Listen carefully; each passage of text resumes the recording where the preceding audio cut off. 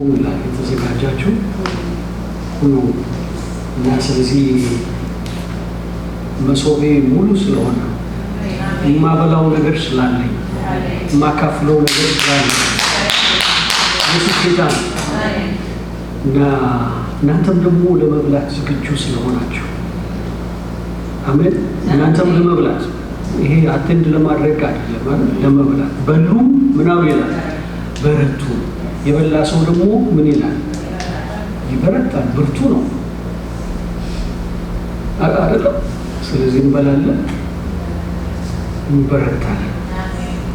የምንበላው ደግሞ አንዱን እንጀራ መጽሐፉ እንደሚል አንዱን እንጀራ እኛ ብዙዎች ብንሆኑ ግን አንዱን እንጀራ ቆረሰልን። ብዙዎች ድፍን እንጀራ በልተው ድፍን ሆነው ነው ግን የተቆረሰ የተካፈለ እንጀራ የበሉ ደግሞ በረቱ። አሜን አሜን። አይደል? የኤማሁስ መንገደኞች ትዝ ይሏቸዋል። እየተቃጠሉ ያወራሉ። እየተቃጠሉ ስለማን? ስለ ኢየሱስ። ለማን? አይደል? እየተቃጠሉ በመንገዳቸው ሲሄዱ ግን ያወሩ ነበር። ስለ እርሱ ነው የሚያወሩት። ግን ስለ እርሱ ሲያወሩ በፓስት ቴንስ ነበር ያወሩ የነበሩት። እርሱ የትላንት ብቻ አይደለም የመቼም ነው። ደግሞ የዛሬ ብቻ አይደለም የመቼም ነው። ይሲ እስራኤልን የሚቤዥ መስሎን ነበረ። ከሞ ስለሆነ ሰው አይደለም የምናወራው አይደለም ነበረ አንልም አለ እና ይኖሩት። ከዛ ደግሞ ሲጠይቃቸው የሆነ ሰው እየመጡ ይጠይቃቸዋል። ምንድነው የምታወሩት? እንደዚህ ብዙ እየተቃጠላችሁ ኢነርጂያችሁን እኮ ጨረሳችሁ፣ እያወራችሁ ነው። አንዳንድ ሰው እንደዚህ ነው። እያወራው ነው ግን አይሰማውም። እያወራው ነው ግን አያየውም። እያወራው ነው ዋጋ እየከፈለ ነው ግን አያውቀውም። ከዛ እንደምታውቁት ታሪኩን ማታ ሲሆን ወደ ቤታቸው አከገባ አሉት፣ አስገቡት፣ ራት አቀረቡ። ባርኮ እንጀራውን ቆርሶ ሰጣቸው። ያኔ ነው አይናቸው ተከፈተ። አይናቸውም ተይዞ ግን ስለሱ ያወሩ ነው። ይህ ሃይማኖተኞች እንደዚህ ናቸው። እንደዚህ ናቸው ሃይማኖተኞች።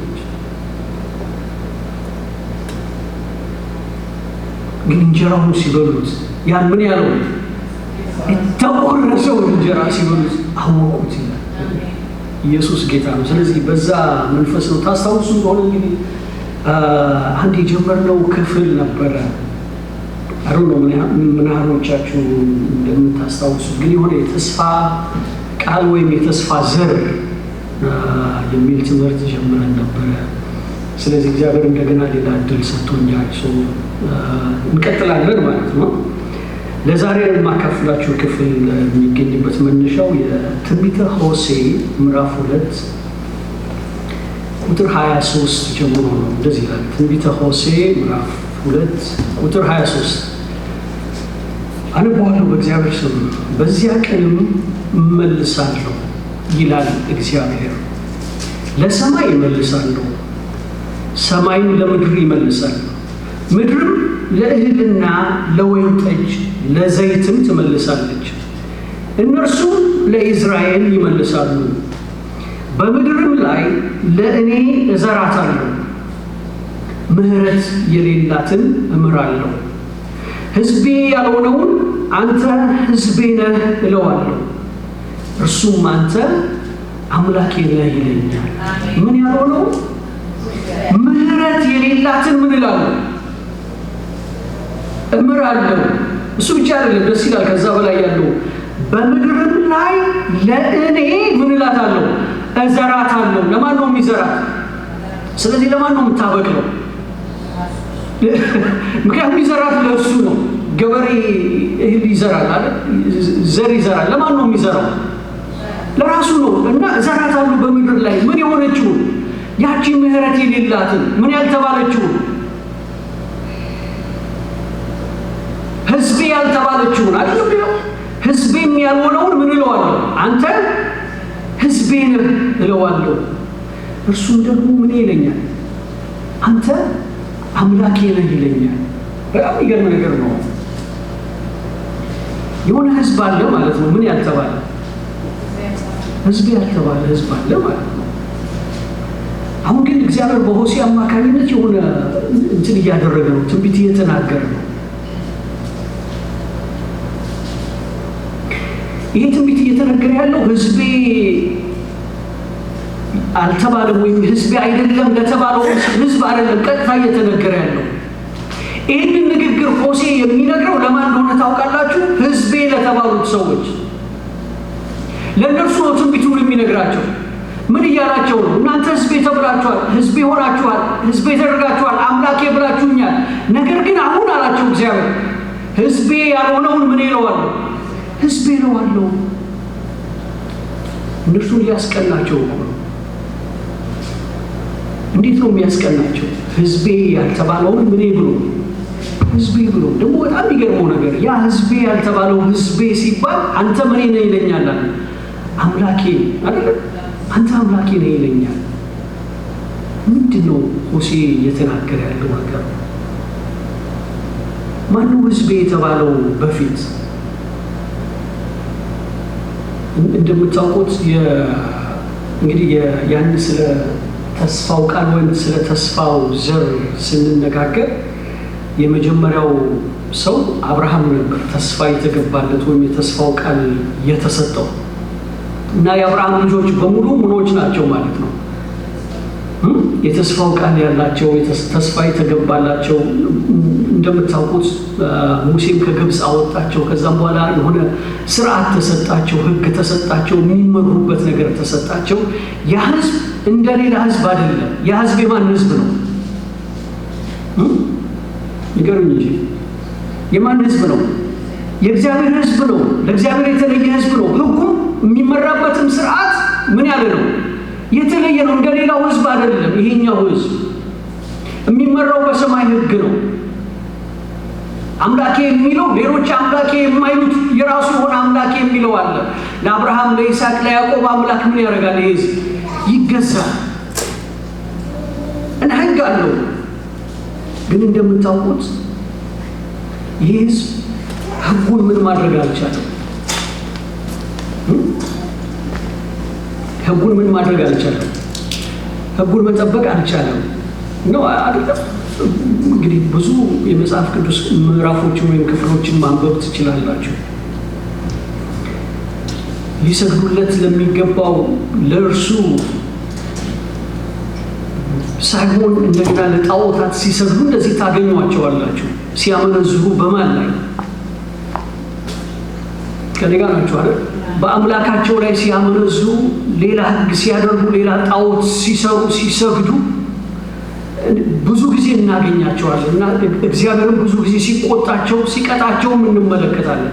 አሁን ሆሴዕ መራራውን ነገር ነገራቸው። ምንድን ነው ያላቸው? ህዝቤ ያልሆነውን ምን እላለሁ? እነሱ ህዝቤ ተብለው ሌሎችን ምን ሲያረጉበት ምን ነበር ማለት ነው? አሕዛብ እያሉ ሌሎቹን ምን ሲሉ ነበር ማለት? ሲያንቋሽሿቸው ነበር ማለት ነው። አሁን ግን በእነዚህ ህዝቤ በተባሉት አሕዛብ ለተባሉት እግዚአብሔር ህዝቤ ብሎ ለመረጣቸው ያገለግላቸው ዘንድ ላከው ነብይ አማካኝነት ትንቢት አመጣ። ትንቢቱ የመጣው ለህዝቡ አይደለም። ምን ላልሆነው ነው? ህዝቡ ላልሆነው የሆነ ዘመን ይመጣል። ምን የሚያደርግ እነዛ ህዝቤ ያልተባሉትን ምን ምልበት? ህዝቤ ምልበት። እንዴት ነበር እነዛ ህዝቤ የተባሉት? ዮሐንስ ወንጌል ላይ ባለፈው ይህን ለማንሳት ሞክሬ ነበር። እንደምታስታውሱት ኢየሱስ መጥቶ ስለ እግዚአብሔር ወይም ስለ አባቱ ሲነግራቸው ብዙ ጊዜ እርሱን ምን አያረጉትም ነበረ? አይሰሙትም ነበረ እና ይቃወሙት ነበረ። እኛ ማን አለን? ነቢያት አሉን። ማን አለን? ሙሴ አለን። እነሱን እንድንሰማ ታዘናል እያሉ ክርስቶስ እንደምን ያደርጉት ነበር? ይቃወሙት ነበር። እንደውም ታስታውሱ ከነበረ እንደውም አንድ ስፍራ ላይ ምን ይላቸዋል? ሙሴንማ ብታውቁት እኔ ምን ባላችሁ ይህ ነበር። ምክንያቱም ሙሴ ምን አድርጓል? ስለኔ ጽፏል። ነቢያት ስለኔ ትንቢት ተናግረዋል። ሙሴን የምትከተሉት፣ ሙሴን የምትታዘዙት፣ ሙሴን የምታውቁት ከሆነ እኔን ባወቃችሁ ነበር። ሰው እነሱ ራሳቸውን የማን እንትን አድርገዋል ማለት ነው? የሙሴ ተከታዮች አድርገዋል። ግን የሙሴ ተከታዮች አድርገው እግዚአብሔር የላከውን ልጁን ገፉት እና ኢየሱስ እንደዚህ አላቸው፣ እውነትን ብታውቁ እውነት አርነት ያወጣችኋል ሲላቸው እንደዚህ ያሉት ተቆጥተው ዮሐንስ ወንጌል ምዕራፍ 8 ላይ ያን ታሪክ ታነባላችሁ። ምንድን ነበር ያሉት? እኛ ለማንም ከቶ ባሪያ ሆነን ተገዝተን አናውቅም። እኛ እኮ የማን ልጆች ነን አሉት። እኛ የማን ልጆች ነን አሉት። አቤት እኛ የአብርሃም ዘር ነን፣ ለማንም ምን ብለን አናውቅም፣ ተገዝተን አናውቅም። ስለዚህ ይቆራራሉ ማለት ነው፣ ይመጻደቁበት ነበር ማለት ነው። ወይም ደግሞ አባታችን ሲሉት አባታችን የሚሉት ነበራቸው ማለት ነው። ማንን ነው አባታችን የሚሉት? አብርሃምን። ለምንድን ነው አብርሃምን አባታችን ይሉ የነበረው? ምክንያቱም አብርሃም ምን ተገብቶለታል? ተስፋ ተገብቶለታል። ስለዚህ የአብርሃም ልጆች ነን ሲሉ የዛ የተስፋ ቃል ወይም የዛ የተስፋ ዘር ምኖች ነን እያሉ ነው፣ ወራሾች ነን እያሉ ነው። ነገር ግን ክርስቶስ መጣና ምን አላቸው? ኖ እናንተ የአብርሃም ልጆች አይደላችሁም፣ አባታችሁ ዲያብሎስ ነው። ከአባታችሁ ከዲያብሎስ ምን ብላችኋል? ተወልዳችኋል እንጂ የአብርሃም ዘር በእናንተ ውስጥ የለም አላቸው። ምን ማለት ነው? የአብርሃም ዘር ነን ሲሉ የአብርሃም ዘር አልሆኑም። ሃይማኖተኛ ነን ሲሉ ሃይማኖተኞች ሆነው አልተገኙም። ጻድቅ ነን ሲሉ ሌሎችን ሲያረክሱ ራሳቸው ምን ሆነው ተገኙ? ትዝ ይላችኋል ያችን ሴት አመጧትና ሙሴ እንደነዚህ ያሉት ምን እንዲሉ እንዲወገሩ በድንጋይ ተወግረው እንዲገደሉ አዘዘን፣ አንተ ምን ትላለህ አሉት። እና አንዳንዴ ሳነቡ ሰዎቹ ትልቅ ጥቁር ድንጋይ ይዘው ይታዩኛል በእጃቸው፣ ሴትዮዋን ምን ለማድረግ። ስለዚህ የሆነ የሚወግሩት ነገር ነበራቸው ማለት ነው አይደል?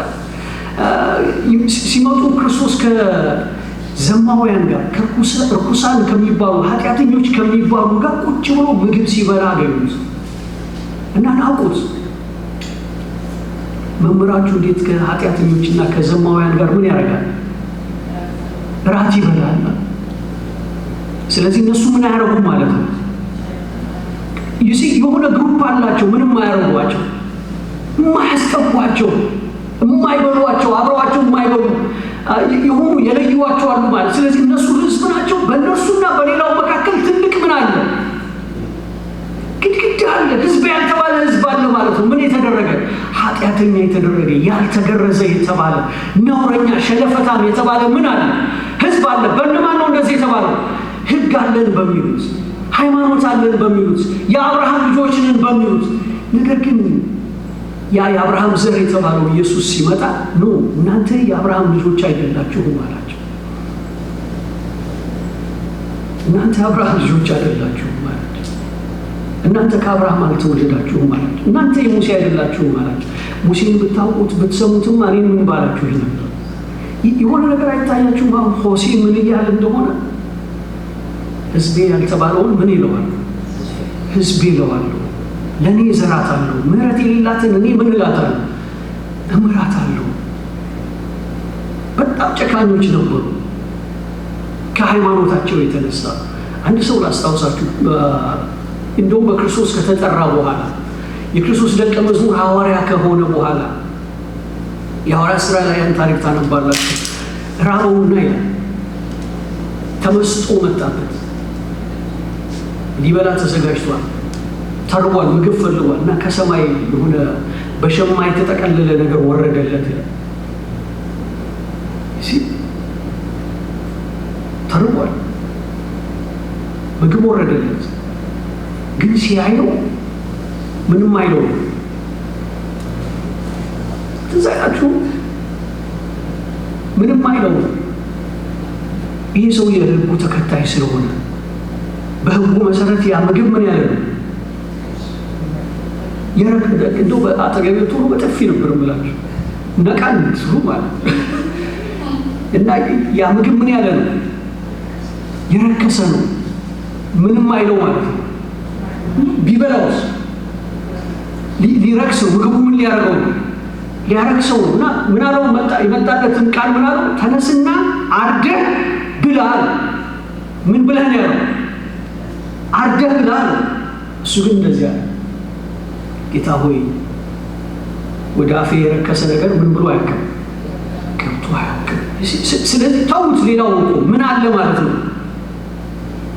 የረከሰ ምን አለ? ምግብ አለ ማለት ነው። የማይበሉት ነገር አላቸው ማለት ነው። ይሲ ሃይማኖት ምን እንዳደረገ ተመልከቱ። ስርዓት ምን እንዳደረገ ተመልከቱ። ከዛ አምላካዊው ቃል ይላል ምን አለ? እግዚአብሔር ምን ያለው?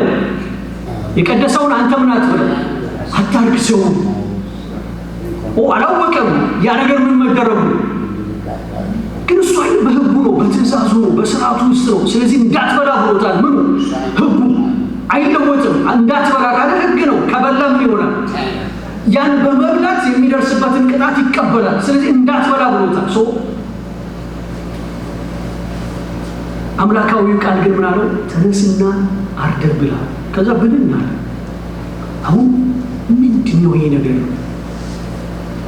በጣም ደስ ይለኛል። ስለ በሬ ወይም ስለ አሳማ ስጋ እንዳልሆነ ገባው። ነገሩ ሌላ እንደሆነ ተረዳ እና ምን አለ? ይሄ ነገር ስለምን ይሆን? ይህን እያሰበ እያለ ይላል አንድ ሰው መጣና የቤቱን በር ደጃፍ አንኳኳ። አሁንም አምላካዊው መንፈስ ምን አለው ይላል? ያ ያየኸው እሱ ነውና ውጣና ምን በለው ተገናኙ። ሲወጣ ምግብ አይደለም ያገኘው አይደለም ነው የሆነ ሰኮናው የተከደነው የተሰነጠቀ እንትን አራዊት አይደለም ወይ እንትን ምንድነው ስሙ አሳማ አይደለም። እዛ የጠበቀው ደጃፍ ላይ ሰው ነበር የጠበቀው። ምን አይነት ሰው? አሕዛብ የተባለ ሰው። በዛ በህጉ አማካይ በትምህርቱ በዛ በስርዓቱ አማካይነት ምን የተባለ ማለት ነው? እርኩስ የተባለ ገብቷችኋል? እና የመጣውን ሰው ወንጌል ሰብኮለት እሱም ቤተሰቦቹ ምን አደረጉ ይላል? በኢየሱስ ክርስቶስ አምነው ተጠመቁ ይላል። ለካ ስለ ሆነ አሳማ ስለ ምናምን አይደለም። ለካ ምኑ የሚነግረን መጽሐፉ የሚነግረን በሰው ውስጥ የምታዩት አራዊትነት አለ ወገኖቼ። በሰው ውስጥ የምታዩት ክፋት አለ። በሰው ሪጀክት እንድታደርጉት የሚያደርግ ነገር አለ። ስለዛ ነበር ማለት ነው እየተናገራቸው ነበር። እና ሙሴ ምን አለ? ህዝቤ ያልሆነውን ምን ይለዋል? ህዝቤ ይለዋል። ይሄ ሰው ህዝቡ ሲሆን ወደዛ ሲገባ ትመለከቱታላችሁ። ከዚህ ጋር አንድ ተመሳሳይ ነገር ላሳያችሁ። ትንቢተ ኢሳይያስ ምዕራፍ 10 ቁጥር 22 ላይ ደግሞ ስለ ሌላኛው ይናገራል። ትንቢተ ኢሳይያስ ምዕራፍ 10 ቁጥር 22 ላይ እኔ ከቁጥር 20 ጀምሬ አነበዋለሁ። ኢሳይያስ 10 ቁጥር 22 ግን ከ20 ጀምራለሁ። በዚያ ቀን እንዲህ ይሆናል፣ የእስራኤል ቅሬታ ከያዕቆብም ቤት የዳኑት ከእንግዲህ ወዲህ በመቷቸው ላይ አይደገፉም። ነገር ግን በእስራኤል ቅዱስ በእግዚአብሔር ላይ በእውነት ይደገፋሉ። የያዕቆብም ቅሬታ ወደ ኃያል አምላክ ይመለሳሉ። እስራኤል ሆይ የሕዝብ ቁጥር እንደ ባህር አሸዋ ቢሆን ቅሬታው ይመለሳል። ጽድቅ የተትረፈረፈበትም ጥፋት ተወስኗል። የሰራዊት ጌታ እግዚአብሔር ያለቀ የተቆረጠ ነገርን በምድር ሁሉ መካከል ይፈጽማል።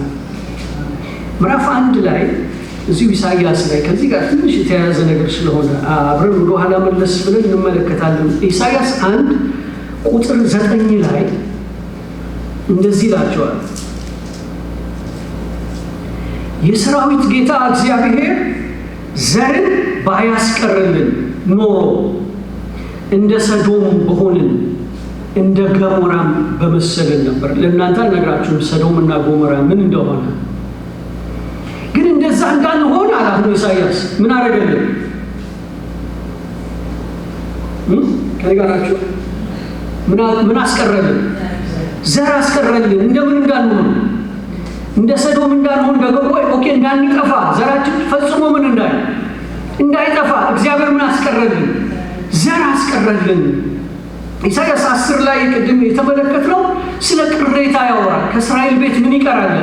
ቅሬታ ምንድነው? ኢሳይያስ ላይ ባያስቀርልን እንዳለው ማለት የሆነ ምን ያለ ነው? ቅሬታ ማለት አማርኛ ጠፋችሁ እንዴ? የቀረ ነገር ማለት ከእስራኤል ቤት ምን ቀርቶልናል? ቅሬታ አለ ይላል። እንደገና ከያዕቆብ ቤት ምን ቅሬታ አለ። ቅሬታው ወዴት ይመለሳል ይላል? ወደ እግዚአብሔር ምን ያደርጋል? አቤት ወደ እግዚአብሔር ምን ያደርጋል? ይመለሳል። እንግዲህ ሆሴ ህዝቤ ያልሆነውን ህዝብ ያደርጋለሁ ብሎ ህዝቡ ስላልሆነው ተናገረ። አሁን ኢሳይያስ ደግሞ ምን እያለ ነው? ከእስራኤል ቤት ወይም የእስራኤል ዘር እንዲሁ ምን አይጠፋም። እግዚአብሔር ምን ያደርጋል? የሆነ ቅሬታን ያስቀራሉ። ሮሜ 9 ላይ ይህንን ጳውሎስ ሁለቱንም ያነሳቸውና እንደዚህ ይለናል። ሮሜ ምዕራፍ 9 ላይ ከቁጥር 19 ጀምሮ ላምብላችሁ። እንግዲህ ስለምን እስካሁን ድረስ ይነቅፋል? ፈቃዱንስ የሚቃወመው ማን ነው ትለኝ ይሆናል። ነገር ግን አንተ ሰው ወይ ለእግዚአብሔር የምትመልስ ማን ነህ? ስራ ሰሪውን ስለምን እንዲህ አድርገህ ሰራኸኝ ይለዋልን? ወይም ሸክላ ሰሪ ከአንዱ ጭቃ ክፍል አንዱን ዕቃ ለክብር አንዱንም ለውርደት ሊሰራ በጭቃ ላይ ስልጣን የለውምን? ይሁ ሆሴ ላይና ኢሳይያስ ላይ ሁለት ህዝብ እያየን ነው። አንደኛው ኢሳይያስ ላይ የማንን ህዝብ አይተናል? የእስራኤልን ህዝብ አይደል?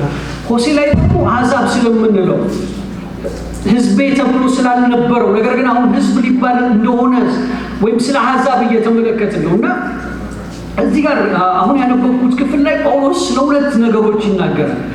አንደኛው ጭቃ ሰሪው ምን ያህል ወይም ሸክላ ሰሪው አንደኛው ለምን ይሰራዋል አለ? ለክብር። ኦኬ ዝም ብለን በምሳሌ እንውሰድ። አንደኛው ለሳሎን ጌጥ ይሰራዋል። ከምን? ከሸክላ። እኛ ሀገር እንሂድና አንደኛውን ደግሞ ለምን ይሰራዋል? ለጀበና ይሰራዋል። እና ሁልጊዜ የት ላይ የሚጣድ ነው አይደል? ግን ሁለቱም እኮ የአንድ ሰው ምኖች ናቸው። አሁን ጀበናው እኔን ጀበና አድርገህ እሳት ላይ ለምን ጣልከኝ? እሱን ግን የቤት ዕቃ እንትን አደረግከው ሊለው ይችላል። አሁን መጽሐፍ ስለ ሸክላ ሰሪ እና ስለ ሸክላ ሊያስተምረን እየዳዳው ይመስላችኋል? ነው። ስለምንድን ነው የሚናገር? ማን ነው የሳሎን ጌጥ የተደረገው? ማን ነው ጀበና የተደረገው? ስለሆነ ሰው ነው እያወራን ያለው ማለት ነው አይደል? ግን ሁለቱንም የሰራ እንዳለ እያለ ነው። እሺ ስለምን አድርገህ ሰራኸኝ ይለዋልን? ወይም ሸክላ ሰሪ ከአንዱ ጭቃ ክፍል አንዱን ዕቃ ለክብር አንዱንም ለውርደት ሊሰራ በጭቃ ላይ ስልጣን የለውምን? ነገር ግን እግዚአብሔር ቁጣውን ሊያሳይ ኃይሉንም ሊገልጥ ወዶ አስቀድሞ ለክብር ባዘጋጃቸው በምሕረት ዕቃዎች ላይ የክብሩን ባለጠግነት በምኖች ላይ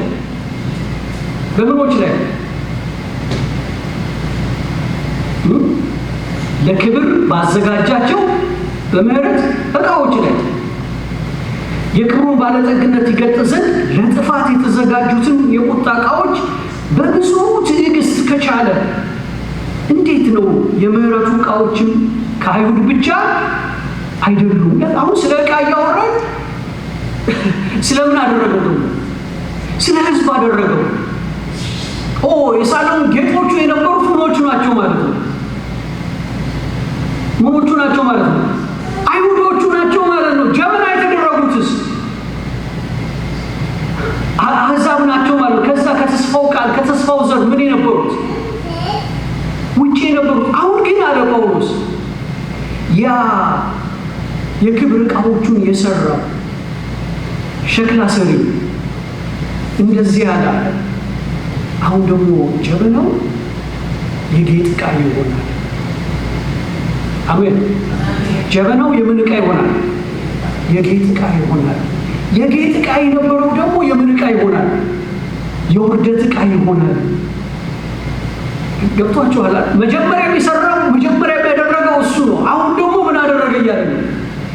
እዚህ ያን የውርደት ዕቃ የነበረው ወዴት ሊያመጣው ፈለገ? ከዛ ቅድም የጠቀስነው የሆሴን መጽሐፍ ያመጣና እንደዚህ ይላል ቁጥር 25 ነገር ግን ከአሕዛብ ደግሞ የጠራን እኛ ነን። እንዲሁ ደግሞ በሆሴ ሕዝቤ ያልሆነውን ሕዝቤ ብዬ ያልተወደደችውንም የተወደደች ብዬ እጠራለሁ። እናንተ ሕዝቤ አይደላችሁም በተባለላቸውም ስፍራ በዚያ የሕያው እግዚአብሔር ልጆች ተብለው ምን ይላሉ? ይጠራሉ። አሁን የምን ዕቃ መሆናቸው ቀርቷል። የውርደት ዕቃ መሆናቸው ቀርቶ የምን ዕቃ አደረኳቸዋል? የክብር ዕቃ አደረኳቸው። ሕዝቤ ያልተባሉትን እነዛን ያልተወደዱ የተባሉትን የተጣሉ የተባሉትን የተረሱ የተባሉትን አሕዛብ የተባሉትን የማይረቡ የተባሉትን እነዛ ምንድነው የሚባሉ ሸለፈታሞች የተባሉትን ያልተገረዙ የተባሉትን ስም የሌላቸው ነገር የሌላቸው ሕዝብ የሌላቸው የተባሉትን እነርሱ አሁን ምን ያደርጋቸዋል አለ ጳውሎስ። እኛ ነን ይላል ነው እንደዛ ቢለው፣ ነገር ግን ከአሕዛብ ደግሞ የጠራን አቤት እኛ ነን። አቤት አንድ ክፍል ጨምርና አይካልሽ ሮሜ ምዕራፍ 3 ቁጥር 27 ላይ ሮሜ ምዕራፍ 3 ቁጥር 27 ላይ እንደዚህ ይላል። ትምክህት እንግዲህ ከወዴት ነው? አሁን ከየት ይመጣል ትምክህት? እነዛ የውርደት ዕቃ የነበሩት አሁን የምን ዕቃ ሆነዋል? የክብር ዕቃ ሆነዋል። አሁን የክብር ዕቃ ስለሆኑ ትምክህት ሊያደርጉ ይችላሉ? ኖ አይችሉም። ለምን? የክብር ዕቃ ለነበሩት የውርደት ዕቃ እንዲሆኑ ያደረጋቸው እርሱ የክብር ዕቃዎቹን ወደ ውርደት ሲያመጣ ካራራላቸው አንተንም ምን ሊያደርግ ይችላል እያለ እንደገና ከክብር አውርዶ ምን ሊያደርግ ይችላል? የውርደት ዕቃ ሊያደርግ ይችላል። ስለዚህ ትምክህት ከማን ነው? ትምክህት እንግዲህ ከወዴት ነው? እርሱ ምን ብሏል? እስቲ ሁላችሁ ብትሉት ደስ ይለኛል። ይሄ እርሱ ምን ብሏል? ምንድን ነው የቀረው? ምንድን ነው የቀረው? ትምክህት ቀርቷል። ትምክህት ነበር እኮ እነዛ ተመክተው አየናቸው። ምን አደረጋቸው? ከክብር ዕቃነታቸው አወረዳቸው። የውርደት ዕቃዎች ሆኑ አሳያቸው። ምን አድርጎ? ሕዝቡ ያልሆነውን ምን ብሎ ጠርቶ? ሕዝቤ ብሎ ጠርቶ የአብርሃም ዘር ያልተባለውን የአብርሃም ልጆች ያልተባሉትን እነርሱ ወደ አብርሃም ልጅነት ጠርቷቸው አሳያቸው። ስለዚህ አሁን ምን ሊሉ አይችሉም? ሊመኩ አይችሉም። ትምክህት ከወዴት ነው? እርሱ ቀርቷል። ከዛ ይላል ይኸው በየትኛው ሕግ ነው? በስራ ሕግ ነውን? አይደለም፣ በእምነት ሕግ ነው እንጂ ሰው ያለ ሕግ ስራ በእምነት እንዲጸድቅ እንቆጥራለንና። ወይስ እግዚአብሔር የአይሁድ ብቻ አምላክ ነውን? መልሱልኝ እስቲ። አንድ ሰው አገኛለሁ አይደለም። የአይሁድ አምላክ ብቻ አይደለም። እንዴት የአይሁድ አምላክ ብቻ አይደለም? ምክንያቱም ሕዝቤ ያልሆነውን ምን ብሎ ጠርቷል? ሕዝቤ ሲባሉ ደግሞ አለ አንተ ምን ነህ ይሉኛል፣ አምላኬ ነህ አይደለም። ስለዚህ የአይሁድ ብቻ አምላክ ወይስ እግዚአብሔር የአይሁድ ብቻ አምላክ ነውን? የአሕዛብስ ደግሞ አምላክ አይደለምን? የምን አምላክ አይደለም? የአሕዛብ አምላክ ደግሞ አይደለምን? አሁን የተገረዘን ስለ እምነት ያልተገረዘንም በእምነት የሚያጸድቅ አምላክ አንድ ስለሆነ ደግሞ የአሕዛብ ደግሞ አምላክ ነው። ኢየሱስ ጌታ። እሺ እንጸልይ። አይነው እንደዛ መሄድ ፈልጋችኋል ሁላችሁ እና እንትን አራዥሙ ይዋለው ይቅርታ ታደርጉልኛላችሁ። ብቻ በእግሮቻችሁ ቆሙና ሁላችንም